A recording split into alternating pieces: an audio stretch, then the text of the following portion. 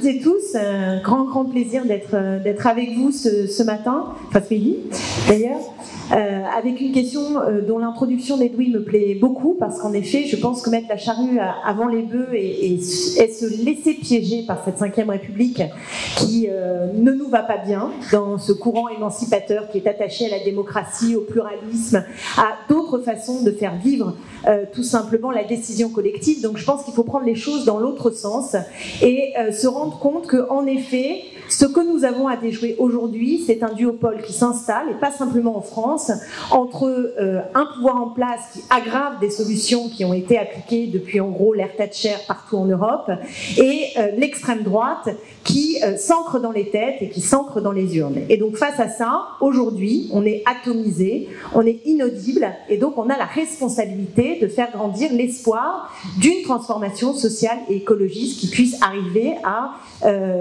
gouverner, mais pas simplement, je veux dire, à grandir dans la société. Et la question que tu poses sur le rapport aux mobilisations, c'est vrai que l'espoir aujourd'hui, elle vient à la fois de la colère et de l'humanisation de la façon de dire la réalité politique avec les Gilets jaunes. C'est aussi les jeunes pour le climat. Je pense que cette mobilisation, elle est fondamentale et que la question écologiste est une entrée majeure, même s'il y a une écologie possible du côté du repli et une écologie, je dirais moi, conséquence dans la critique de la loi du profit et du capitalisme, et que c'est ça aussi qu'il faut qu'on arrive à amener dans le débat aujourd'hui, et plein d'autres mobilisations, plein d'autres mobilisations dans la société, mais qui se font quelque part en dehors du champ proprement politique. Et donc cette relation entre l'espace politique et la société pose l'enjeu des médiations, du pluralisme de nos forces et de comment on est capable de mettre en mouvement un nouveau tout, c'est-à-dire une espérance qui renvoie quelque chose. C'est-à-dire que pour moi, c'est un aller-retour. C'est-à-dire que la mobilisation sociale, elle est d'autant plus mordante, d'autant plus forte, d'autant plus percutante qu'elle est adossée à une espérance. Et la politique, elle fonctionne, l'espace politique, y compris institutionnel, ne transforme réellement que s'il est adossé à une mobilisation populaire. Et j'ajouterais qu'il y a aussi un troisième espace, et qui, je trouve, se réveille aujourd'hui, c'est le mouvement culturel et intellectuel, où il se passe beaucoup de choses en ce moment, de l'esprit critique, le fait que même, quoi qu'on pense sur le fond du menu détail des propositions de Thomas Piketty, le fait que Piketty soit en une des ventes, lui et après d'autres, ça veut dire aussi qu'il y a un regain de combativité, de contestation du modèle de la loi du profit, etc. Et ça, ce sont des belles nouvelles.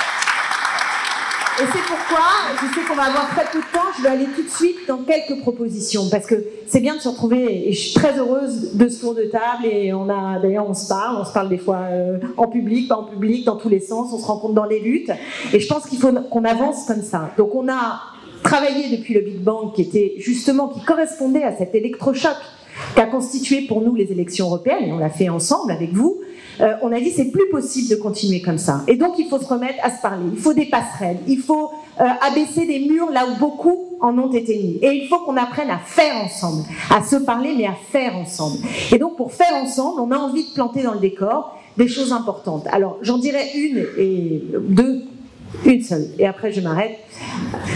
On va commencer sans doute sur la question de l'ubérisation. Il y a Ken Loach qui sort son film sur l'ubérisation en octobre.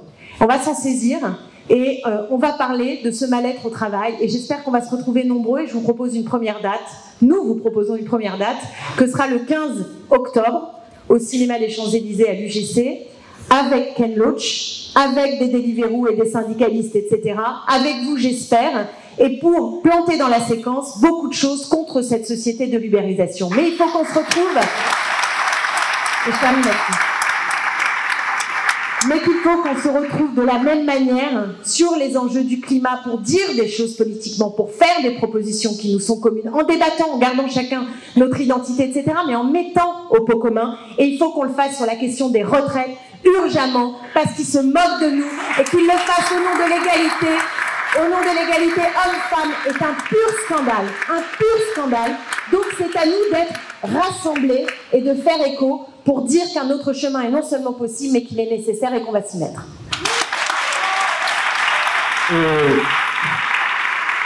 Clémentine a fait 4 minutes, donc on a déjà un petit peu de retard. À toi, Olivier. Bon, bonjour à tous et à toutes, bien content d'être avec vous. Je voudrais commencer pour répondre à cette question par la citation d'un journaliste et militant, Félix Piat, que citait Daniel Ben-Saïd souvent, et qui en 1848 disait la chose suivante. La République dont le président est affublé du titre de chef de l'État n'est pas la République, c'est la royauté. Et son sacre est autrement plus divin que l'huile de Reims ou le sang de Saint-Louis. Soit c'est la commune, soit c'est la monarchie. Si nous voulons la commune, alors débarrassons-nous de la présidence. C'est une question stratégique. Le présidentialisme, dont toute la gauche radicale, et je m'inclus dedans, est devenu prisonnier ces dernières années, est une question stratégique. Si on croit ce qu'on raconte un minimum sur cette 5e République, dont on ne veut plus, quel que soit le numéro qu'on lui collera derrière, ça veut dire en effet inventer un type de démocratie nouveau qui fonctionne du bas vers le haut et pas du haut vers le bas. Donc pour répondre à cette question concrètement, puisqu'en fait je n'avais pas vu l'intitulé quand j'ai répondu d'abord à l'invitation, sincèrement, oui, on va perdre 2022 tant qu'on pensera qu'à 2022. Et il faut s'en convaincre maintenant, parce que j'imagine qu'on va tous répéter que promis, juré, craché, on ne va pas faire comme les dernières fois. Sauf que malheureusement, comme on se connaît tous un petit peu, tous et toutes, je sais que quand on dénombre, on additionne les candidats déclarés, pressentis, éventuels, qu'on aimerait bien, on va bientôt avoir à la gauche de la gauche plus de candidats à l'élection présidentielle de 2022 que de militants dans nos rangs. Donc à un moment ou à un autre, soit on croit ce qu'on raconte, et on se retrouve maintenant.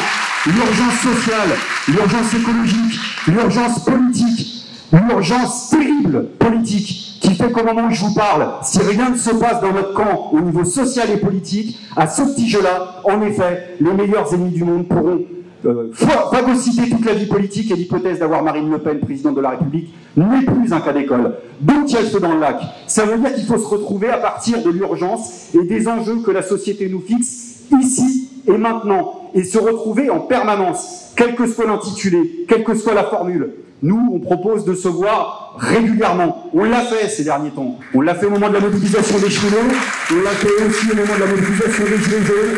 Pas assez, camarades, pas assez. Parce que tous les doutes sont permis, les critiques sont légitimes, ce mouvement est loin d'être homogène, il ne l'est toujours pas. Mais si on envisage la situation telle qu'elle est, c'est-à-dire qu'on vient de vivre une séquence dont le monde entier dit que c'est une séquence sociale inédite depuis le début du mois de novembre, il faut s'avouer que du point de vue de la gauche radicale, syndicale, sociale et politique, et c'est pas une insulte pour les militants qui ont participé au rond-point aux manifestations, ça a été un rendez-vous manqué. Or, des mobilisations de ce type-là, il y en aura, elles nous surprendront. Donc il ne s'agit pas de se substituer, mais simplement de discuter ce qu'on peut faire ensemble, et mieux ensemble. Premièrement, ADP, est-ce que oui ou non, on cherche à mener une campagne en effet pour infliger une défaite au gouvernement par voie référendum sur la question de la privatisation? Oui, mais à condition de mener la campagne qui soit calibrée pour. Si c'est pour mener une campagne d'emblée avec la droite au nom du patrimoine national et des bijoux de famille, d'abord ce sera sans loi, mais c'est surtout sans comprendre l'enjeu qu'il y a derrière. Il faut stopper ce gouvernement sur une question des privatisations au nom d'une certaine idée des services publics qu'on a en commun pour faire le lien avec ce qui se passe dans les urgences des hôpitaux publics, ce qui se passe dans l'éducation et la SNCF. Deuxième exemple, ça a été dit, et je termine là-dessus sur la question des retraites. Il y a une grève générale peut-être reconductible début décembre, qui est emmenée par les salariés de la RATP, peut-être les chinois. La question, c'est pas tourner autour du pot. Est-ce qu'on prend nos responsabilités? Est-ce qu'on soutient cette perspective de bloquer le gouvernement par un mouvement d'ensemble, en y allant cette fois-ci tous ensemble, le même jour, à la même heure, pas simplement en se contentant de dire tout le mal qu'on pense de la réforme du gouvernement, mais en mettant aussi en commun ce qu'on a ensemble. Et il y a des choses à mener ensemble. Donc la question qui se pose, c'est est-ce que oui ou non, on mène campagne commune sur la question des retraites, et à partir de la question des retraites, de parler de répartition des richesses, de contrôle des richesses, de lutte contre les inégalités, c'est-à-dire ces questions d'idées qui restent essentielles et qu'on doit mener face au temps en face. Je vous remercie. Marielle.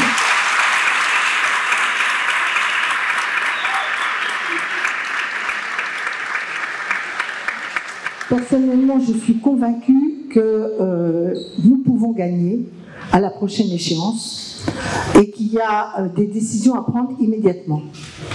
La première, c'est de constater que partout dans le monde, et tout le monde l'a dit, l'affrontement n'a plus lieu avec le camp progressiste, la gauche et les écologistes. Il a lieu en fait entre les libéraux qui essaient de maintenir leur système et le développer, et de l'autre les nationalistes ou identitaires de tout poil. C'est pas la première fois dans l'histoire de l'humanité, ou en tout cas de l'histoire récente, qu'on a vu ce mécanisme. Il y a une espèce de décomposition de la gauche, etc. Alors, sans toute proportion gardée, Je reste convaincue qu'aujourd'hui, l'enjeu, c'est un nouveau Front populaire. Quand je dis nouveau Front populaire, ça veut dire à la fois fédérer les forces de gauche écologistes, puisqu'elles n'existaient pas à l'époque du Front populaire, mais toutes ces forces progressistes qui veulent créer une alternative, et deuxièmement, y associer des hommes et des femmes qui ne sont pas dans le cadre politique lui-même en décomposition. Donc tout le travail est d'essayer de recréer de l'unité à travers des objectifs communs, ce qu'a dit Olivier, je le partage sur les mobilisations, car il y a d'abord de la mobilisation à engager, mais en même temps, je pense qu'il est fondamental de préparer un nouveau programme de transformation sociale à une échéance qui est à la fois s'inscrit dans un projet, mais à une échéance qui pourrait être une échéance proche. Quand je dis cela, il faut que le programme soit un réel programme de rupture. C'est-à-dire, il ne s'agit pas que ce soit un programme le plus petit minimum commun, car nous avons une crise de confiance dans la capacité des politiques à transformer la vie des gens et notre société. Donc le niveau de ce programme, et deuxièmement, comment il va être préparé? Si on ne tire pas des leçons du fait que les citoyens sont hors jeu les 3/4 du temps des arbitrages politiques, avec un sentiment terrible d'impuissance devant les multinationales, le capitalisme financier, etc. Si on ne fait pas cela, je pense qu'on n'arrivera pas à redonner un contrepoids à ces deux tendances qui sont en train de se développer dans le monde. La deuxième chose, c'est qu'un programme ne suffit pas. Un programme, s'il n'est pas adossé à une nouvelle dynamique de conquête idéologique, d'affirmation culturelle, de revalorisation d'un certain nombre de valeurs auxquelles nous tenons, que ce soit la République, que ce soit l'humanisme, ou que ce soit même la pensée socialiste dans ce qu'elle produit, de collectif émancipateur pour tous, dans lequel l'affirmation de la personne n'est pas son identité personnelle, mais bien sa place dans la société lui permettant de définir sa propre autonomie. Et de ce point de vue, les débats sur la PMA, je ne sais pas si vous avez entendu, je vais faire une petite pub pour Jean-Luc, parce qu'il est bien torpillé par ailleurs, dans la PMA, quand il explique comment l'individu va être construit pour ce qu'il est et pas pour les origines qu'il porte, il y a là des batailles culturelles majeures. Donc ce travail de bataille culturelle, il ne va pas se faire dans le fait de l'indifférenciation entre nous. Il y a toujours eu dans la gauche française, et il y en a encore aujourd'hui, des désaccords qui ne sont pas que des personnes qui veulent être candidats, parce que c'est des cultures politiques qui sont différentes. Et sans cette symbiose entre nos cultures, on ne rassemblera pas nos concitoyens. Donc moi, dans les propositions de la préparer ensemble à commun, de se retrouver régulièrement pour se mobiliser et construire, je termine par une, qui est de faire une grande université militante populaire des forces de gauche et écologistes, en partie avait commencé à 4, mais qui soit faite dans cet esprit de s'armer collectivement pour affronter idéologiquement la droite, l'extrême droite, les néolibéraux ou les libéraux, mais qui montre comment, entre nous, il y a des différences.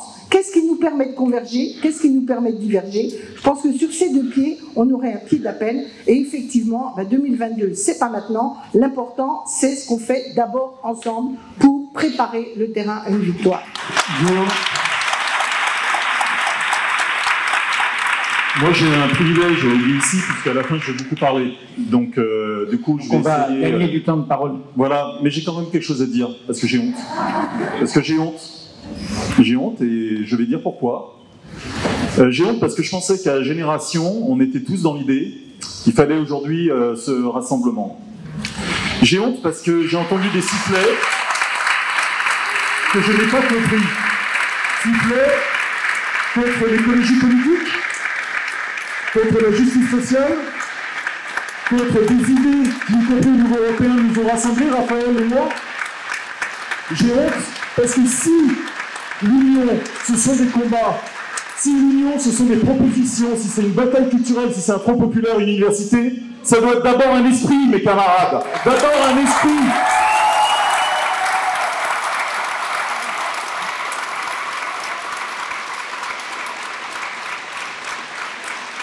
On peut avoir des différences. J'en ai avec Raphaël. On peut avoir des différences stratégiques notamment. Qu'est-ce qui nous a opposés sur le fond? Rien, disons-le. Alors qu'est-ce que vous avez sifflé? Des différences stratégiques. Mais qui sommes-nous? Nous, pour donner des leçons à tout le monde. Donc je vous demande, vraiment, si nous voulons réussir justement ce rassemblement, si nous voulons faire en sorte de mobiliser pour le 15 octobre, quand il y aura le film de Ken Loach, si on veut faire en sorte sur ADP de faire beaucoup mieux que ce qu'on fait, parce que franchement, c'est pas génial pour l'instant. Y compris tous, on peut se regarder sur la question des signatures. Si on veut accéder à la demande de Marie-Noël sur cette université populaire, moi je trouve que c'est une belle idée. Et bien pour ça, il faut que nous-mêmes nous soyons convaincus que ceux qu'il faut combattre, ceux qu'il faut siffler, c'est ceux de l'autre camp, pas ici.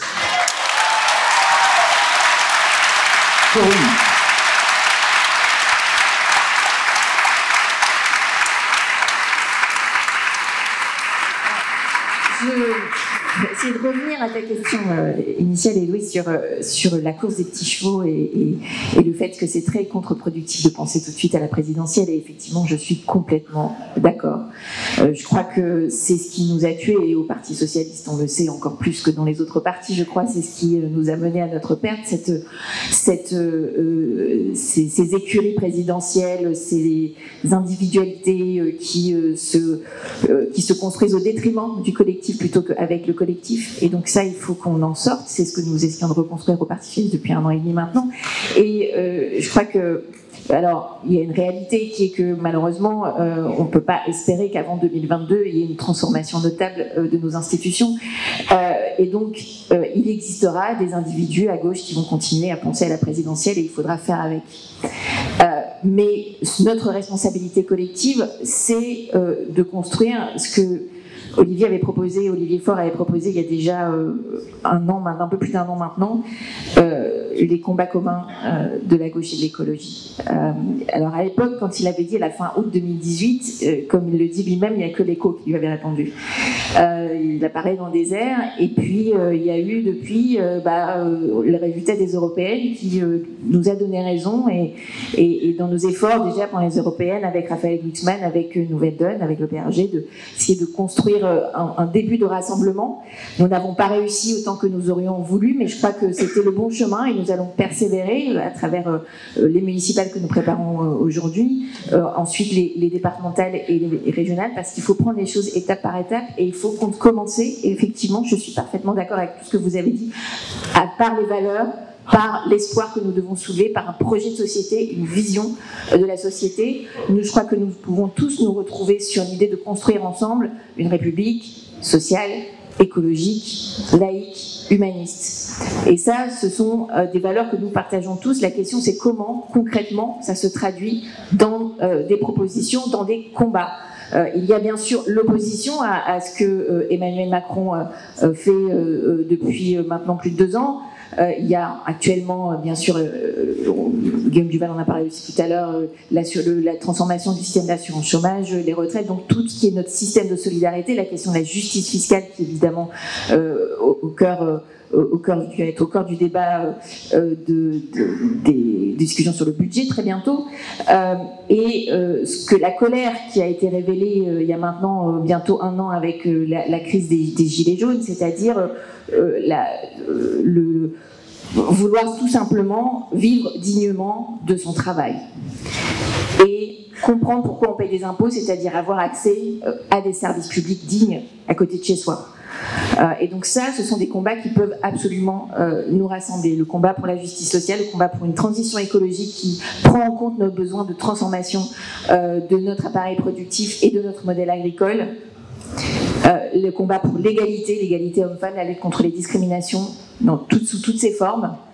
Le combat pour aussi une république humaniste, parce que Emmanuel Macron nous a quand même ressorti des amalgames de droite, extrême droite sur l'immigration récemment. Le débat qui devait avoir lieu lundi est bien sûr reporté, mais il va être là devant nous. Et ça aussi, c'est un sujet sur lequel je crois que nous, à gauche, nous devons pouvoir trouver une parole commune et réaffirmer ce que sont nos valeurs humanistes de gauche, d'un accueil digne et responsable dans la République.